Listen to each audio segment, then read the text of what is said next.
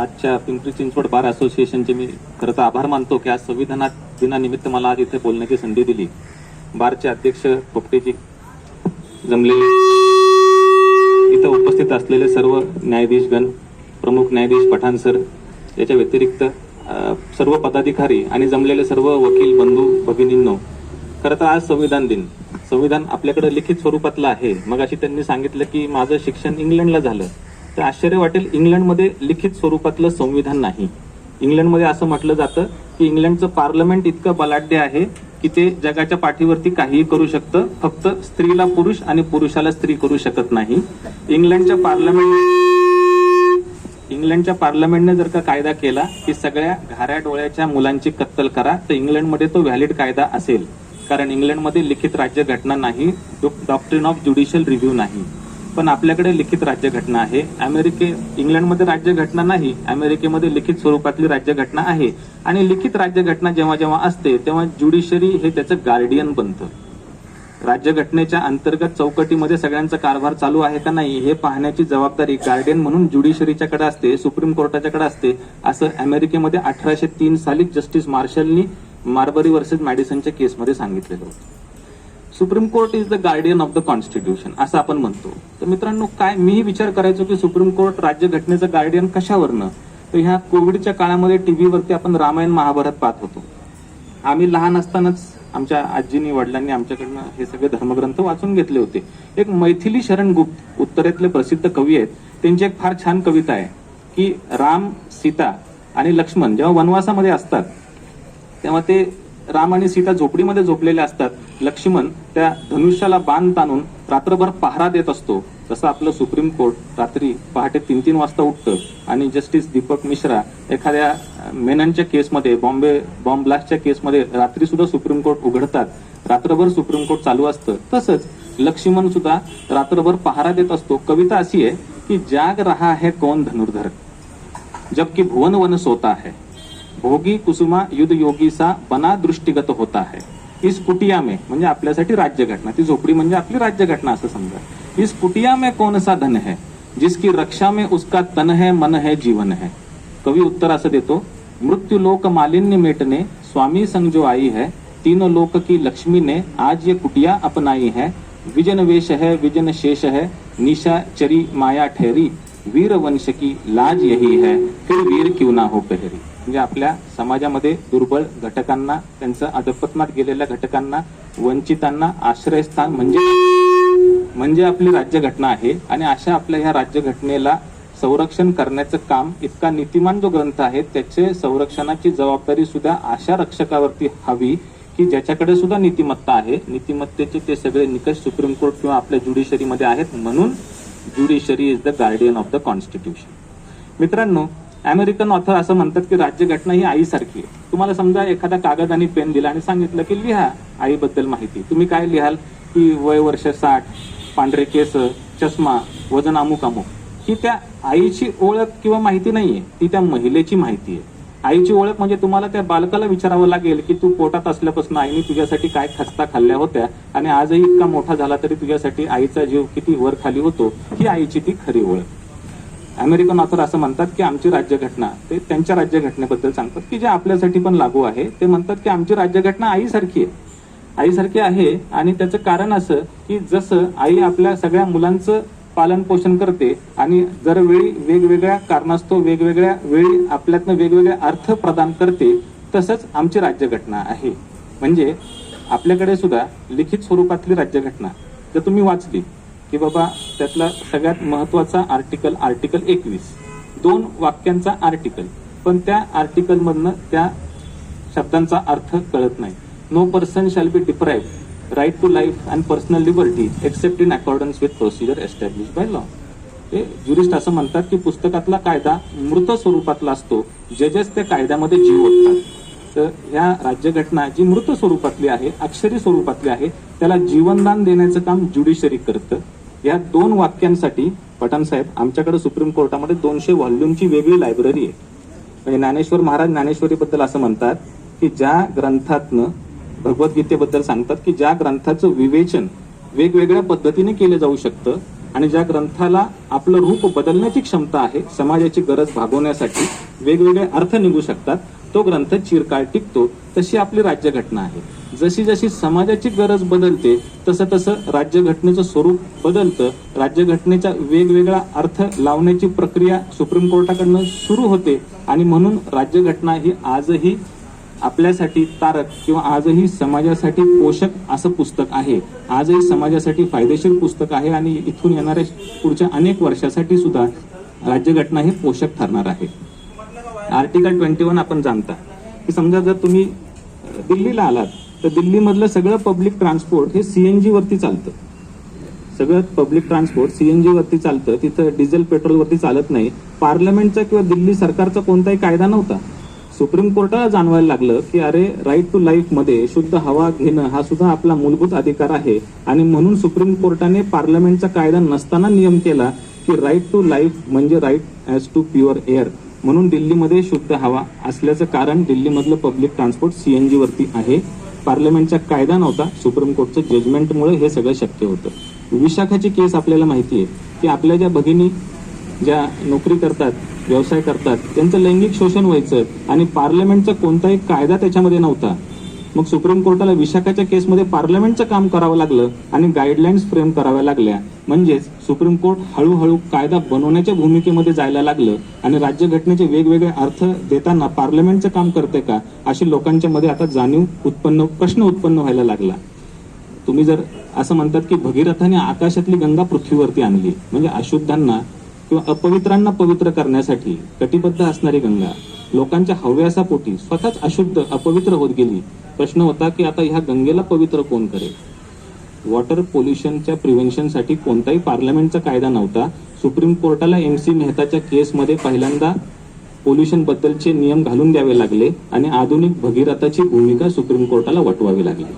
म्हणजे ह्या दोन वाक्यांचा राईट टू लाईफ म्हणजे pure water, right to life याचा अर्थ कधी कधी प्युअर एअर असे वेगवेगळे अर्थ सुप्रीम कोर्ट काढायला लागलं. Right to life is right to access internet हा सुद्धा अर्थ आता हळूहळू सुप्रीम कोर्ट काढू शकेल. समाज बदलतो, गरज बदलते, राज्यघटना स्वतःला बदलते आणि राज्यघटनेचा हा जो मुलगा सुप्रीम कोर्ट त्याचे वेगवेगळे अर्थ लावतो. सुप्रीम कोर्टात जर मित्रांनो तुम्ही त्या सुप्रीम कोर्टाचा लोगो पाहिला जिथे जजेस बसतात, दिल्लीत थोडं पोल्युशन आणि हवा थंड असल्यामुळे घसा बसलाय, मी पाणी पित पित लेक्चर घेईल. दिल्लीत आमच्या कोर्टाच्या मागे जिथे जजेस बसतात तिथे लिहिलेलं आहे यतो धर्मस ततो जया. गांधारी महाभारतामध्ये दुर्योधन जेव्हा त्याच्या आईचे आशीर्वाद घ्यायला जातो गांधारीचे, त्याची आई शिवभक्त असते, त्याला अनेक आशीर्वाद देऊ शकली असती की विजयी भव, यशस्वी भव. ती तसं नाही म्हणत. ती म्हणते यतो धर्मस ततो जया, की मुला दुर्योधना तू ठरव धर्म कुठे आहे, जिथं धर्म असेल तिथे विजय असणार.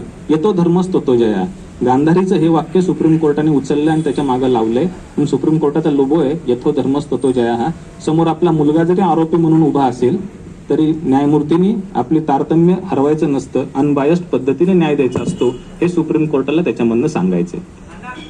मित्रांनो, बऱ्याच वेळा आपल्याला असं वाटू शकतं की सुप्रीम कोर्ट वेगवेगळे ह्या राज्यघटनेचे अर्थ काढतं. उपरोधाने असं म्हटलं जातं की सुप्रीम कोर्टाने वेगवेगळे अर्थ, आपल्याकडे असंही एक टिंगल किंवा अशी मजा व्हायची, कोटी व्हायची आपल्या ह्या पेंडन्सी ऑफ केसेसमुळे, की एक वडील असतात, ते त्यांचा मुलगा वकील होतो आणि वडील तीर्थयात्रेला निघून जातात आणि तो मुलगा त्या वडिलांच्या खुर्चीवर बसतो. वरती एक फाईल ठेवलेली असते आणि त्याला वाटतं अरे मी लहान असल्यापासून ही फाईल अशीच तिथं धूळ खात पडली होती, आणि तो ते फाईल काढतो आणि त्याचा न्यायनिवाडा करून टाकतो. ते पक्षकार पण पेढे घेऊन येतात. वडील आल्यावरती तो वडिलांना फार आनंदाने सांगतो की पप्पा बघा, ती लहानपणापासून मी पाहायचो वरती फाईल धूळ खात पडली होती, मी बघा इतक्या तत्परतेने वकील झाल्याबरोबरच 2 महिन्यात त्या फाईलचा न्यायनिवाडा केला आणि पक्षकार सुद्धा पेढे घेऊन आले होते. तो बाप त्या मुलाच्या कानाखाली लावतो, अरे म्हणतो त्या फाईलच्या जोरावरती तुला वकील केला, तुझं लग्न केलं, आता तुझा मुलगा होणार आहे, त्याचं शिक्षण होईपर्यंत तरी ती केस पेंडिंग ठेवायची असते. न्याय व्यवस्थेवरती होणारे हे जे आरोप होते हे सुप्रीम कोर्टाच्या कानापर्यंत जाऊ लागले. म्हणून सुप्रीम कोर्टाने राईट टू लाईफ म्हणजे right as to speedy justice असं हुसेनारा खातूनच्या केसमध्ये सांगितलं. मेनका गांधीच्या केसमध्ये राईट टू लाईफ म्हणजे right to go abroad. Kharak सिंगच्या केसमध्ये राईट टू लाईफ म्हणजे right as to privacy, Ravikant पाटलाच्या केसमध्ये राईट टू लाईफ म्हणजे राईट टू डिग्निटी. अनेक अर्थ सुप्रीम कोर्ट ह्या 2 शब्दामधनं 2 वाक्यामधनं काढतं. ही सुप्रीम कोर्टाची खासियत आहे. आणि ह्या मृत शब्दांना सुप्रीम कोर्ट जिवंत बनवतं, वेगवेगळे अर्थ काढतं. म्हणूनच सुप्रीम कोर्ट हे त्या आईचा मुलगा, आईचं वर्णन वेगवेगळ्या पद्धतीने करतं. म्हणून supreme court is the guardian of the constitution. आपल्या मनामध्ये प्रश्न हा येऊ शकतो की whether supreme court makes the law और supreme court declares the law. विशाखाच्या केसमध्ये पार्लमेंटचं काम सुप्रीम कोर्टाने केलं. मग सुप्रीम कोर्ट आता पार्लमेंटचं काम करतंय का? कायदा बनवते का कायदा जाहीर करते? तर मित्रांनो, आपण एक लक्षात ठेवायला हवं, supreme court never makes the law, supreme court only डिक्लेअर्स the law. कायदा बनवणं पार्लमेंटचं काम आहे, जाहीर करणं सुप्रीम कोर्टाचं काम आहे. जे त्या घटनेच्या शब्दामध्ये दडलेलं असतं फक्त ते खुलं करायचं काम सुप्रीम कोर्ट करतं. ज्ञानेश्वरी मधलं एक वाक्य असं आहे की वार्षीय विन सागरू जले जैसा निरुपचारू. जेव्हा जेव्हा दुष्काळ पडतो, नदी नाले विहिरी याच्यातलं पाणी संपायला लागतं, तेव्हा जेव्हा हे कुठलंही पाणी संपतं, पण समुद्राचं पाणी संपलंय कितीही दुष्काळ आला असं आपल्या कधी ऐकण्यात येत नाही. तसं पार्लमेंटनी केलेले कायदे याचा कितीही दुष्काळ पडला तरी सुद्धा न्यायतृष्णा भागवण्यासाठी घटना नामक समुद्राच्याकडे सुप्रीम कोर्ट वळतं, त्या पाण्याचा उपसा करतं आणि जजमेंटच्या द्वारे फिल्टर करून तुम्हा आम्हा सारख्यांची न्यायतृष्णा भागवतं. सुप्रीम कोर्ट कायदा बनवत नाही, सुप्रीम कोर्ट कायदा जाहीर करतो. आणि जेव्हा जेव्हा सुप्रीम कोर्टाला असं वाटलं की अरे आपण कायदा बनवण्याच्या भूमिकेमध्ये पार्लमेंटच्या भूमिकेत जात आहोत, तेव्हा सुप्रीम कोर्टाने आपली ती चूक मान्य केली आणि चूक सुधारली सुद्धा. मग त्याच्यातली एक केस सांगतो, फार इंटरेस्टिंग केस आहे. आपल्याकडे जी न्यायमूर्तींसाठी न्यायाधीशांसाठी पण तशी उपयुक्त केस आहे. सुप्रीम कोर्टाची ती 5 न्यायमूर्तींची केस होती, barrister AR Antulay versus Ram Naik. Barrister Antulay महाराष्ट्राचे मुख्यमंत्री होते आणि त्यांच्यावरती त्या काळात करप्शनचे चार्जेस म्हणून काही असे आरोप झाले होते, राजीनामा द्यायला लागला होता आणि ते करप्शनचे केसेस त्या करप्शनच्या कायद्याप्रमाणे स्पेशल कोर्टासमोर चालले होते. तो राम नायक जो होता त्यांच्या विरुद्ध पक्षकार, त्यांनी हायकोर्टामध्ये आणि नंतर सुप्रीम कोर्टामध्ये दाद मागितली. त्याचं म्हणणं होतं की हे स्वतः बॅरिस्टर आहेत, महाराष्ट्राचे मुख्यमंत्री आहेत, वरती केंद्रामध्ये ज्यांची सत्ता आहे अशा पक्षातले ते मेंबर आहेत. मला असं वाटतं की ह्या खालच्या कोर्टामध्ये ते खालच्या कोर्टाचे न्यायाधीश हे अनबायस्ड पद्धतीने मला न्याय निवाडा देऊ शकणार नाही. तुम्ही ही पुस्तिका खालच्या कोर्टाची उचला आणि हायकोर्टाकडे वर्ग करा, हायकोर्टाकडे हा खटला चालून द्या. आणि सुप्रीम कोर्टाने ऑर्डर केली आणि त्या स्पेशल जजचे सगळे पॉवर्स काढून घेतले आणि तो खटला हायकोर्टाकडे वर्ग करून टाकला. मग हे राम नायक त्याच्या विरुद्ध पुन्हा सुप्रीम कोर्टात गेले रिव्ह्यू पिटिशनमध्ये आणि त्यांनी फार छान म्हणणं मांडलं. त्यांचं म्हणणं होतं की खालच्या कोर्टाला दिलेला अधिकार हा पार्लमेंटने दिलेला आहे. त्यांचं जर चुकलं असेल तर ते मेरिटवरती चुकलं असेल तर तुम्ही वरती हायकोर्टात दुरुस्त करा. त्यांचं ज्युरिस्डिक्शन काढून घेण्याची मुभा सुप्रीम कोर्टाला असू शकते का? तेव्हा सुप्रीम कोर्टाने आपली चूक मान्य केली आणि एखाद्या कोर्टाला ज्युरिस्डिक्शन देणं किंवा काढून घेणं हे सुप्रीम कोर्ट आपल्या जजमेंटनी करू शकत नाही. ते फक्त पार्लमेंट आपल्या कायद्याने किंवा एखादा स्पेशल ऍक्ट फॉर्म करूनच करू शकतं. म्हणूनच मित्रांनो, आपल्याकडे प्रोटोकॉल असं सांगतो, ज्युडिशियल प्रोटोकॉल, की एखादे न्यायाधीश जेव्हा त्यांच्या खुर्चीमध्ये त्यांच्या कोर्ट हॉलमध्ये बसलेले असतात, पिंपरीचे असतील, अजून कोणत्याही भागातले असतील, भारतातले कुठलाही न्यायाधीश असेल, छोटा असेल किंवा लोअर ज्युडिशरी मधला, हायर ज्युडिशरी मधले कुठलेही असतील, जेव्हा एखादे न्यायाधीश आपल्या खुर्चीवरती बसलेले असतात, भारताचे सरन्यायमूर्ती जरी त्या कोर्टामध्ये आले, कोर्ट हॉलमध्ये आले, तरीही त्यांना अभिवादन करण्यासाठी उठायचं नसतं. न्यायाधीश जेव्हा त्या खुर्चीमध्ये बसतात तेव्हा ते JMFC असू किंवा डिस्ट्रिक्ट जज असू किंवा हायकोर्ट जज असू, न्याय देवता त्यांच्यामध्ये अवतरलेली असते. त्या कोर्ट हॉलमध्ये ते स्वतः सुप्रीम कोर्ट असतात. कोणत्याही वरिष्ठाच्या प्रलोभनाला किंवा दबावाला त्यांनी बळी पडायचं नसतं, असं सुप्रीम कोर्टाने ह्या केसमध्ये तेव्हाच सांगितलेलं होतं. म्हणून मित्रांनो, सुप्रीम कोर्टाला जेव्हा जेव्हा असं वाटतं की अरे आपण न्याय बनवतोय, पार्लमेंटच्या कक्षेमध्ये हस्तक्षेप करतोय, तेव्हा सुप्रीम कोर्ट आपली चूक मान्य करतं. शेवटी मोठ्या माणसाची लक्षणं पण तीच असतात, कारण महाभारताचं युद्ध असतं आणि दुर्योधन असा पांगळा होऊन पडलेला असतो आणि कृष्ण त्याला भेटायला जातो आणि दुर्योधन त्या कृष्णाला फार छान प्रश्न विचारतो. तो म्हणतो, अरे कृष्णा, तुमच्यापेक्षा दुप्पट सैन्यबळ माझ्याकडे होतं. महाभारतात ज्यांनी कोणी वाचलं असेल त्यांना माहिती असेल. तुमच्यापेक्षा बलाढ्य सैनिक माझ्याकडे होते. तुमच्यापेक्षा नारायण तिकडे होता, पण नारायणी सेना माझ्याकडे होती. तरी पण मला असं पांगळ होण्याची माझी ही अवस्था का झाली? मला असं हार पत्करण्याची अवस्था का आली?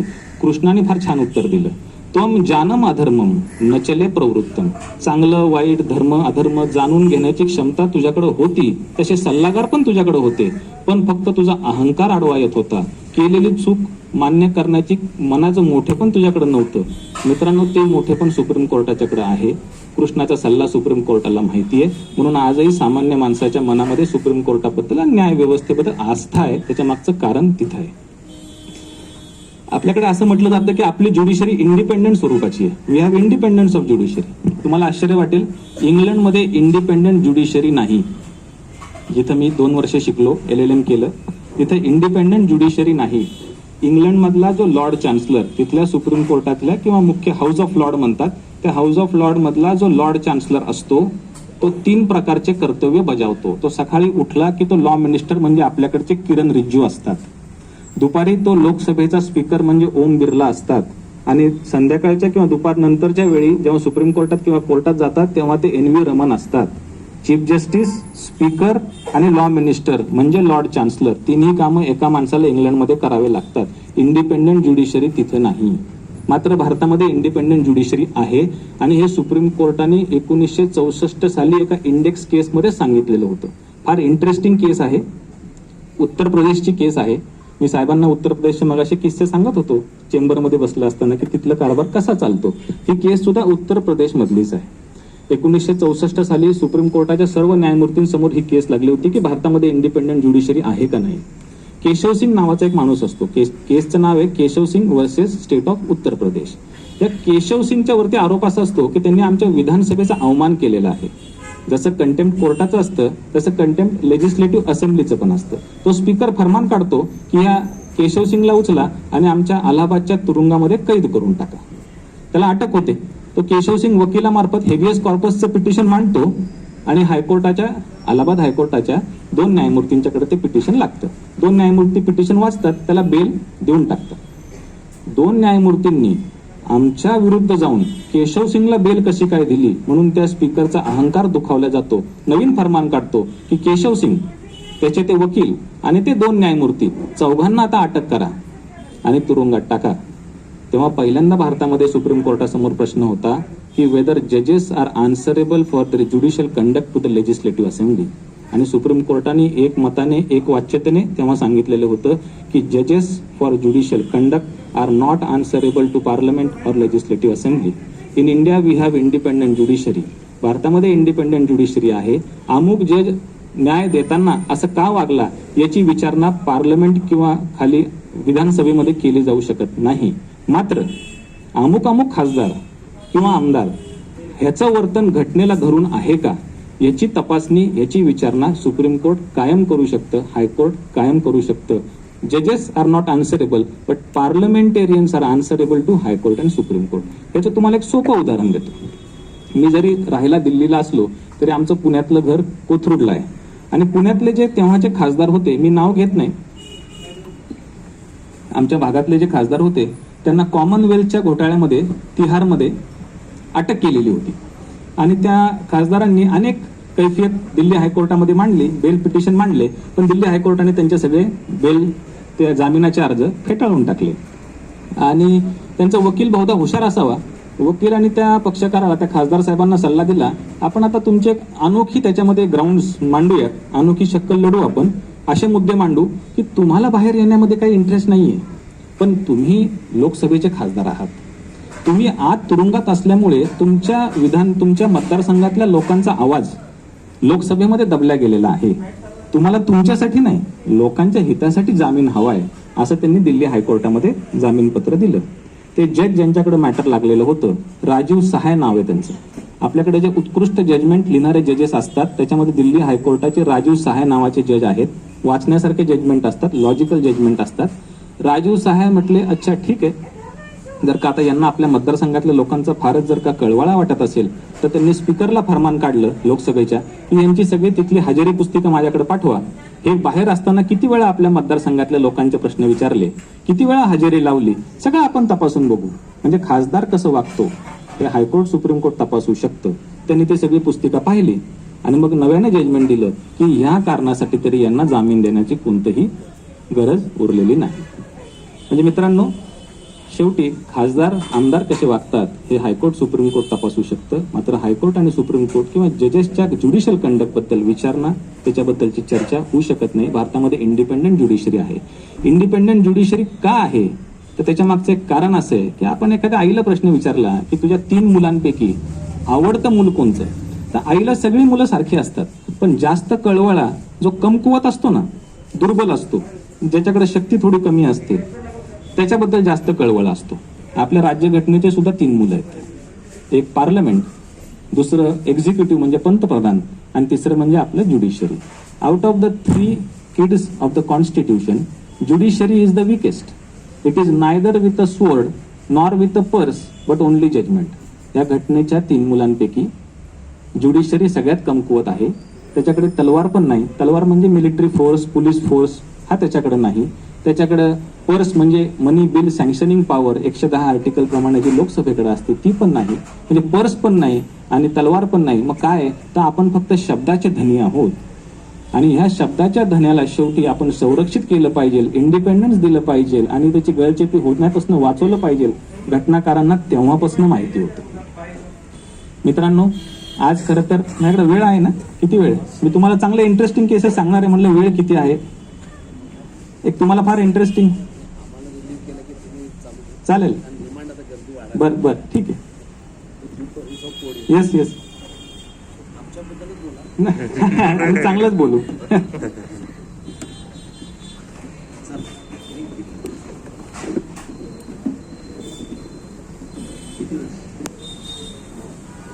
ठीक, मागे येत नाही का? ठीक,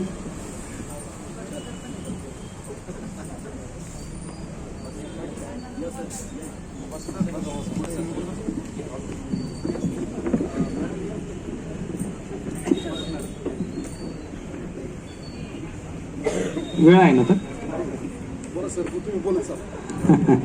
आमच्याकडे आपल्या राज्यघटनेचा आज दिवस असल्यामुळे संविधान दिनानिमित्त एक फार महत्वाची केस म्हणजे केसवानंद भारतीची झालेली केस. आता लोकांना, वकिलांना रोजच्या रोज प्रॅक्टिस करताना केसवानंद भारती केस म्हणजे बेसिक स्ट्रक्चर थेरी रोज आम्हाला कोर्टामध्ये त्याचा काय उपयोग आहे? पुस्तकात परीक्षा देताना वाचलं तेवढं वाचलं, आता केसवानंद भारतीचा काय उपयोग? पण केसवानंद भारती केस मी तुम्हाला वेगळ्या पद्धतीने सांगतो, म्हणजे तुम्हाला त्यात इंटरेस्ट वाटेल. काय असतं, जसं घरामध्ये आपण बघतो वकिली व्यवसायामध्ये 2 भाऊ, शेक्सपियर म्हणतो क्लोजर इन ब्लड आर ब्लडियर. रक्ताचं नातं जितकं जवळचं असतं ना तितकं वैर जास्त घनिष्ठ असतं. तसंच राज्यघटनेचे सुद्धा हे जे 2 मुलं आहेत ना, एक्झिक्युटिव्ह आणि किंवा पार्लमेंट आणि ज्युडिशरी, यांच्यात सुद्धा असाच वाद रंगला होता की शेवटी घटनेवरती प्राबल्य कुणाचं, आणि केसवानंद भारतीच्या केसपर्यंत हा वाद गेला होता. म्हणजे आपल्याकडे राज्यघटना अमेंड करण्याची मुभा सुद्धा राज्यघटनेनेच करून दिलेली आहे. तुकाराम महाराज सांगतात की महापुरे वृक्ष जाती तिथे लव्हाळे वाचती. म्हणजे जेव्हा जेव्हा समाजा गरजेप्रमाणे, परिस्थितीप्रमाणे तुम्ही स्वतःला बदलू शकत नाही, असे ते जे उत्तम वृक्ष असतात ते कोलमडून पडतात. आपली राज्यघटना पण अशी कोलमडून पडू नये म्हणून त्याच्यामध्ये अमेंडमेंटची प्रोव्हिजन केलेली आहे.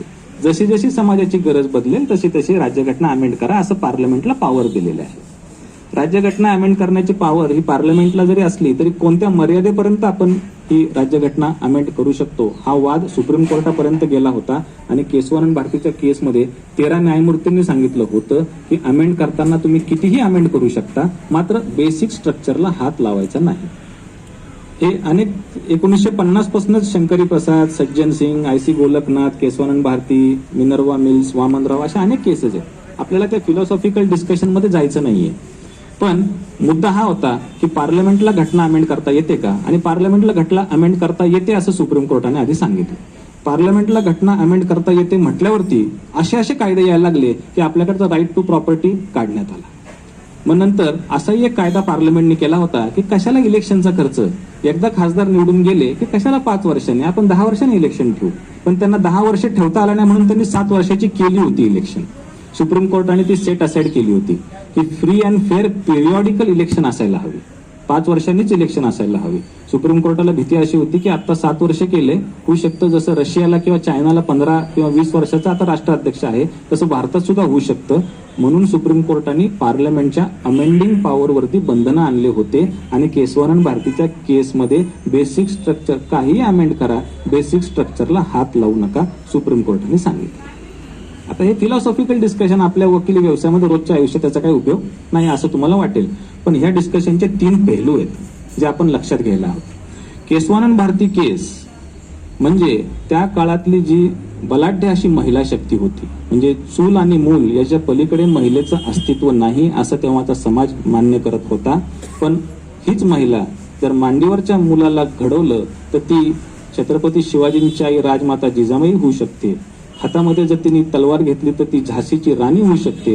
हातात जर पुस्तक घेतलं तर ती सावित्रीबाई फुले होऊ शकते. आणि मित्रांनो, जर ती महिला राजकारणात उतरले तर ती प्रियदर्शिनी इंदिरा गांधी होऊ शकते. हे तेव्हा ते केशवानंद भारतीच्या केसमध्ये सुप्रीम कोर्टाला जाणवायला लागले. मी काय कोणत्या पक्षाचा माणूस नाहीये, मी केसबद्दल डिस्कशन करतोय. तर ह्या प्रियदर्शिनी इंदिरा गांधींनी स्वतःच्या सत्तेच्या हव्यासापोटी की आपला घेतलेला प्रत्येक निर्णय सुप्रीम कोर्ट घटनेचा आधार घेऊन जर का डावलत असेल, सेट असाइड करत असेल, तर त्या इंदिरा गांधींनी घटनेचे ते पानं फाडायला सुरू करून टाकले, अमेंडमेंट करायला सुरू करून टाकली. आणि मग प्रश्न असा होता की आता जर का ह्या सत्तेला शेवटी आवर कोण घालेल, आणि मग सुप्रीम कोर्टाला पुढे यावं लागलं आणि बेसिक स्ट्रक्चर थिअरीची निर्मिती करावी लागली. मित्रांनो, 13 न्यायमूर्तींच्या समोर पालखीवाला नावाचे वकील हे अनेक महिने आर्ग्युमेंट करत होते. म्हणजे पालखीवाला हे वकील साहेब जेव्हा या केसमध्ये आर्ग्युमेंट करत होते, आर्ग्युमेंट जेव्हा संपलं तेव्हा एका ट्रकमध्ये बसेल इतके कागदपत्र सुप्रीम कोर्टातनं बाहेर पडलेले होते. 13 न्यायमूर्ती इतके प्रभावित झाले, ते म्हणले पालखीवाला आता तुमचा तो कोट घ्या, आमचा गाऊन घाला आणि असंच आमच्या बरोबर येऊन 13 पैकी तुम्ही 14वे होऊन जा, आम्ही तुमच्या आर्ग्युमेंटनी फार प्रभावित झालेलो आहोत. पालखीवाल्यांनी विनम्रपूर्वक त्यांचं सुप्रीम कोर्ट जजशिप नाकारली की अशा प्रकारची लोकांच्या वरती विपदा जर येणार असेल तर वकील म्हणून कोणतरी बाजू मांडणारा ठाम माणूस हवा. म्हणून मला जज नाही व्हायचं, मला वकील म्हणूनच काम करायचं. म्हणजे काळा कोट घातलेला वकील ही एक समाजातली शक्ती आहे. जेव्हा जेव्हा समाजावरती आपदा येते, सामाजिक संघर्ष होतो, इतिहास जगाचा इतिहास सांगतो की वकिली ज्ञान असलेले लोक तेव्हा तेव्हा पुढाकार घेतात. आपल्या भारताचा जरी तुम्ही इतिहास पाहिला तरी भारताच्या इंडिपेंडन्स लढ्यामध्ये, स्वातंत्र्य लढ्यामध्ये अनेक जे विद्वान नेते होते ते वकील होते, बॅरिस्टर होते. चित्तरंजन दास बॅरिस्टर होते, नेहरू बॅरिस्टर होते, सावरकर बॅरिस्टर होते, महात्मा गांधी बॅरिस्टर होते, आंबेडकर बॅरिस्टर होते. त्या काळातले सर्व विद्वान नेते हे वकील होते. म्हणजे वकिलांनी आपल्या काळ्या कोटाला, त्याच्यात असणारं मोठेपण याला कधीही डावलता कामा नये. आजकाल आपल्या वकिलांसाठी वकिली म्हणजे फक्त निशाणी 5 किंवा बेलचा अर्ज, ती म्हणजे वकिली नाही. मित्रांनो, वकिलाच्या 2 प्रकारच्या अपेक्षा असतात. एक पक्षकाराची अपेक्षा असते आणि वकिलाकडनं समाजाची पण एक अपेक्षा असते. पक्षकाराची अपेक्षा असते की वकील साहेब तुम्ही किती हुशार असाल, किती परदेशातनं शिकून आलेले असाल, माझा जामीन करून देऊ शकता का, तर तुम्ही मोठे वकील. आणि समाजाची ती अपेक्षा नसते. तुम्हाला एक कळेल असं उदाहरण देतो. काय असतं, वेळ आहे ना मला, काय असतं, उन्हाळ्याचे दिवस असतात. अकबर आणि त्याची बायको जोधा हे आंबे खात बसलेले असतात. बिरबल येतो आणि त्या जोधाबाई अशा पाय वर करून दुमटून बसलेल्या असतात. अकबराला जरा लहर येते की आता बिरबलाची थोडी फिरकी घेऊ. तर अकबर त्या बिरबलाला विचारतो की बिरबल सांग, मेरे पाव, पाव म्हणजे पाय, हसीन है की बेगम के पाव हसीन है. आता बिरबलाला प्रश्न पडतो की बादशाहचे पाय सुंदर आहेत का बेगमचे पाय सुंदर, बोलायचं कुणाच्या बाजूने. तर बिरबल हुशार असतो, आपल्यासारखाच वकील असतो, त्याला माहिती असतं पक्षकाराला काय हवंय. बिरबल म्हणतो, बादशाह आपसे बेगम के पाव हसीन है. काय म्हणतो, आपसे बेगम के पाव हसीन है, म्हणजे तुमच्यापेक्षा बेगमचे पाय सुंदर आहेत. ती बेगम खुश होते आणि आज चहापाणी आणण्यासाठी निघून जाते. बादशाह म्हणतो, अरे बिरबला, तू खातोस माझं आणि गातोस राणीचं, तू असं कसं काय म्हणलास. तो म्हणला, तुम्ही नीट लक्ष नाही दिलं. मी म्हणलो आपसे बेगम म्हणजे तुमच्यामुळे तुमची ती राणी आहे. राणी नसती तर कुठेतरी काम रस्त्यावरती करत बसली असती, तिचे इतके सुंदर पाय राहिले नसते. ती राजाची राणी आहे, तुमची राणी आहे, म्हणून तिचे पाय सुंदर आहेत. मी कौतुक तर खरं तुमचंच केलं. आपसे बेगम म्हणजे तुमच्यामुळे बेगमचे पाय चांगले आहेत. तर मित्रांनो, वकील हे जे शब्दाचा खेळ असा करतात, हा पक्षकाराची वकिलाच्याकडनं अपेक्षा असते, मात्र समाजाची वकिलाकडनं वेगळी अपेक्षा असते. जसं महाभारताचं युद्ध असतं आणि सगळे आप्त इष्ट समोर उभे असताना अर्जुन आपला गांडीव धनुष्य टाकून देतो. कृष्ण सुद्धा वकिलीच करतो. तो अर्जुनाला सांगतो ज्ञानेश्वरीतलं वाक्य की सांडी हे मूर्खपण, उठी घे धनुष्यबाण, जगी कीर्ती रुढावी, स्वधर्माची मनू वाढावी, भारोपसनी सोडावे मेदिनीचे. म्हणजे शेवटी तो टाकलेला धनुष्य न्याय देण्यासाठी हा वकील भगवद्गीतेच्या रूपाने आपला आर्ग्युमेंट करतो. ते भगवद्गीतेचं आर्ग्युमेंट तिथं अर्जुनाला तर मार्गदर्शक ठरतंच, पण आजही तुमच्या आमच्या सारख्यांना सुद्धा मार्गदर्शक ठरतं. पालखीवालांनी 1975 साली केसवानंद भारतीच्या केसमध्ये केलेलं आर्ग्युमेंट तेव्हा पण न्याय देणारं ठरलं आणि आजही बेसिक स्ट्रक्चरच्या रूपाने तुम्हा आम्हामध्ये ते आहे. म्हणूनच एक आता तुम्हाला अवधी भाषा येते का नाही माहित नाही. जशी आपल्याकडे हिंदी भाषा असते, मालवणी भाषा असते, उत्तर प्रदेशमध्ये अवध म्हणजे अवधी भाषा.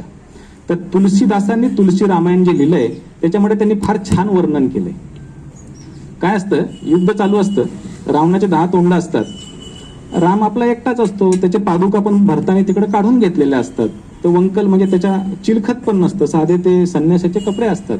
अवधी भाषेमधली कविता अशी आहे की रावण रथी वीरथ रघुवीरा. रावणाकडे रथ आहे, विभीषण त्याला म्हणतो अरे रावणाकडे रथ आहे, तुझ्याकडे रथ पण नाही. रावण रथी रथ रघुवीरा देख बिभीषण भय बिभुरा. त्याच्या मनामध्ये भीती उत्पन्न होते की राम जिंकल कसा. रावण रथी विरथ रघुवीरा देख बिभीषण भय बिभुरा. ना आथ ना रथ ना पदत्राना कहूवित जीत बलवाना. तू कसा जिंकशील रामा. रामाने फार छान उत्तर दिले. सौरज धीरज दो रथ चाका. अरे तो म्हणतो माझ्याकडे पण रथ आहे, तो तुला दिसत नाही म्हणतो. त्या रथाचं वर्णन आता मी करतो. सौरज धीरज दो रथ चाका बल विवेक ध्वज पताका. बल विवेक ध्वज म्हणजे रथावरचा ध्वज. बल विवेक ध्वज पताका. सत्यशील परहित घोडे क्षमा दया रथ जोडे. धर्म सारथी विजय हात जोडे. जेव्हा जेव्हा आपल्या सुप्रीम कोर्टासमोर असा एखादा सत्तेतला रावण आणीबाणीच्या रूपाने येतो, घटना दुरुस्त करण्याच्या नावाखाली आपली मनमानी करण्याच्या 10 तोंडाच्या रूपाने येतो, तेव्हा सुप्रीम कोर्टातले हे न्यायमूर्ती जरी त्यांच्याकडे काही नसेल तरी नीतिमत्तेच्या जोरावरती शेवटी घटनेचं रक्षण करतात आणि आपल्याला सोन्याचे दिवस दाखवतात. ही त्याच्या मागची सांगण्याची माझी भूमिका होती. मित्रांनो, आपल्याला माहिती आहे की आपल्याकडे हायकोर्ट आणि सुप्रीम कोर्ट हे दोन्ही कॉन्स्टिट्युशनल कोर्ट आहे. मध्ये आपल्याकडे कर्नन नावाचे एक न्यायमूर्ती होते बघा. तुम्ही एक 3-4 वर्षापूर्वी पेपरला वाचलं असेल. अॅट्रॉसिटी ऍक्ट जो आहे, schedule caste schedule tribe atrocity act, या अॅट्रॉसिटी ऍक्टचा पूर्ण गैरवापर या कर्नन नावाच्या न्यायमूर्तींनी तेव्हा केला होता. स्वतः हायकोर्ट जज असताना त्यांनी आपल्या कलिग हायकोर्ट जजवरती अॅट्रॉसिटी ऍक्टचे गुन्हे दाखल केले. सुप्रीम कोर्टाने त्यांना फरमान पाठवलं की तुम्ही अवमान करताय न्याय व्यवस्थेचा, तरी सुद्धा त्यांनी सुप्रीम कोर्टाला उलटा फरमान पाठवला. सुप्रीम कोर्टाचा हात त्या कर्नन पर्यंत जात नव्हता.